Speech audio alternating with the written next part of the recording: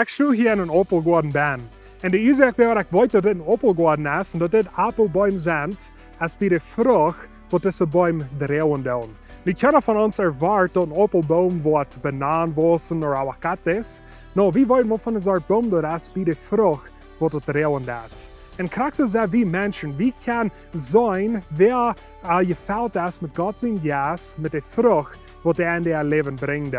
En Galater kapitel 5, vers 22 zegt het dit. En jas zijn vrucht is lief, vrede, geduld, vriendelijkheid, goedgezond zijn, geloven, gelindigheid en zelfbeheersching. En zo wie kan onderkennen als een persoon je fout is met God zijn jas of niet, doen is dat deze vruchten in je leven brengt of niet. Nu, de thema van de Heilige Geest is een grote thema. En zo is het veel zin dat van Pastor John en die boodschap van wordt zich honden dat aan een thema van de Heilige Geest. Maar die dat interesseren en dan wil ik die motor spreken, goed trainen die boodschap en hartelijk dank. Dus zoveel interessante informatie erbij.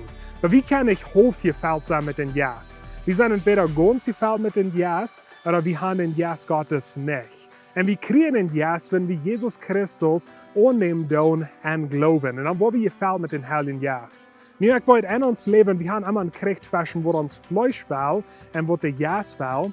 Maar wenn wir Jesus Christus haben angenommen, wie gefällt zijn met den Heiligen Geist, dann wollen wir die Frucht bringen, was het hier in Galater Kapitel 5 von vertellen wird. So eine Frage für dich, wat voor eine Frucht bringst du in dein Leben? Bringst du diese Frucht oder bringst du das Gegenteil, dat die voll doelbest en zelfzuchtig, all diese negative Frucht, wat het Gegenteil ist von was Galater hier vertellen wird? En wenn du weißt noch nicht, was du gefällt bist mit dem Geist, du weißt noch nicht, dass du Jesus hast angenommen, von der aus nach deiner Gelegenheit, die kannst du annehmen. Sag mal über das Mut sprechen.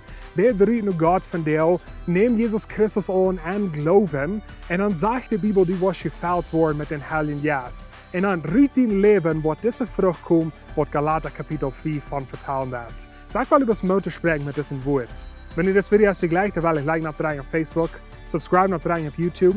Check das Video an in de vrienden en familie en we zien ons nächste week.